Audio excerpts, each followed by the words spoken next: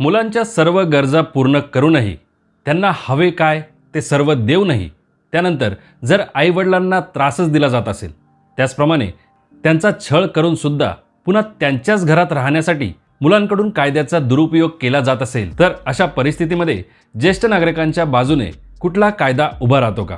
याचेच एक जिवंत उदाहरण म्हणजे अलीकडेच गुजरात हायकोर्टाने दिलेला एक निर्णय. मित्रांनो, तुमच्यासोबत असे काही घडू नये, तसेच अशी वेळ तुमच्यावर येऊ नये यासाठी जो काही निर्णय गुजरात हायकोर्टाने दिला आहे त्याबद्दल तुम्हाला माहिती असणे अत्यंत गरजेचे आहे. म्हणून हा व्हिडिओ शेवटपर्यंत नक्की बघा आणि तो इतरांसोबतही शेअर करा. पण त्यापूर्वी जर आपल्या चॅनलवर नवीन असाल तर लगेचच सबस्क्राईब करा, बेल आयकन प्रेस करून ऑल नोटिफिकेशन सिलेक्ट करा, ज्यामुळे या प्रकारचेच माहितीपूर्ण व्हिडिओज जे ज्येष्ठ नागरिकांसंदर्भात आहेत ते तुमच्यापर्यंत सर्वात आधी पोहोचतील. नमस्कार मित्रांनो. तर झालं असं की मुलांच्या बेजबाबदार वागणुकीला कंटाळून गुजरातच्या मणीनगर भागातील एका ज्येष्ठ नागरिकाने 2019 मध्ये maintenance and welfare of parents and senior citizen act म्हणजे पालक आणि ज्येष्ठ नागरिकांचा देखभाल आणि कल्याण कायद्याच्या तरतुदीनुसार न्यायाधिकरणाकडे धाव घेतली. ज्यानुसार न्यायाधिकरणाने नोव्हेंबर 2019 मध्ये त्या ज्येष्ठ व्यक्तीच्या मुलाला घर रिकामे करण्याचा आदेश दिला.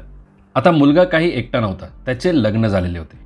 आपल्या पतीला घरातून काढले जाऊ नये म्हणून सुनेने तिच्या सासऱ्यांविरोधात आणि पतीविरोधातही the protection of woman from domestic violence act म्हणजे घरगुती हिंसाचारापासून महिलांचे संरक्षण कायद्याअंतर्गत खटला दाखल केला, ज्यानुसार तिने त्या घरातच राहण्याचा तिचा हक्क सांगितला.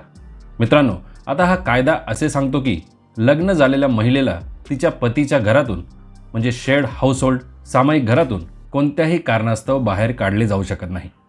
सुप्रीम कोर्टाने दिलेल्या एका निर्णयासंदर्भात आपल्या चॅनलवर हा स्वतंत्र व्हिडिओसुद्धा उपलब्ध आहे, ज्यानुसार ज्येष्ठ नागरिकांना त्यांच्या सुनेला त्रास होत असतानाही घराच्या बाहेर काढता आलेले नाही. जर हा व्हिडिओ बघायचा असेल तर त्याची लिंक तुमच्यासाठी या व्हिडिओच्या डिस्क्रिप्शन बॉक्समध्ये दिली आहे. तर या DV ॲक्टमुळे 2022 मध्ये मेट्रोपॉलिटन कोर्टाने महिलेला घरातून बाहेर काढू नये असा आदेश दिला.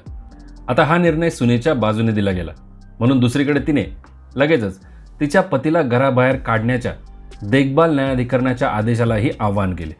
त्यावर सिंगल जजने DV कायद्याअंतर्गत सुनेला घरात राहण्याचा तिचा अधिकार तसाच ठेवला.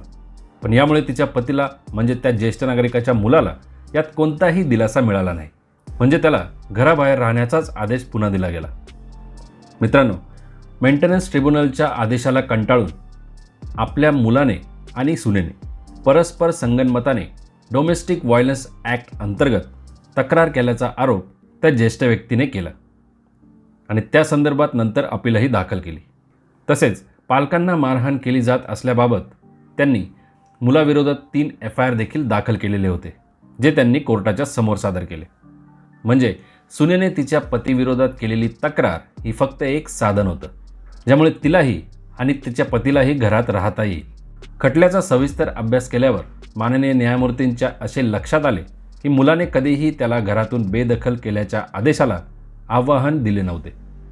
गुजरात हायकोर्टाने म्हटले की नोव्हेंबर 2019 मध्ये देखभाल न्यायाधिकरणाने पास केलेल्या ऑर्डर विरोधात सुनेने जी याचिका दाखल केली होती ती म्हणजे त्या ऑर्डरच्या कठोरतेपासून दूर जाण्यासाठीची एक पळवाटच होती.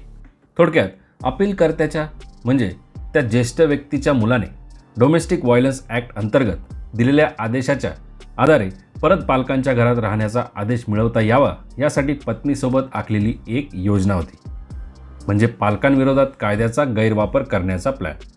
कोर्टाने असेही नमूद केले आहे की वडील आणि मुलामध्ये बराच काळ वाद सुरू होते आणि मुलगा वडिलांना शिवीगाळ करून त्यांच्यासोबत गैरवर्तन करत होता, पण त्यावेळी सून कधीच ज्येष्ठांच्या मदतीला आली नाही.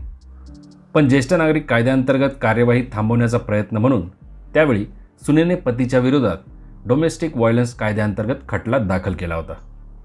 खरं म्हणजे आदेश दिला गेला होता तो फक्त तिच्या पतीला घरातून बाहेर काढण्याचा.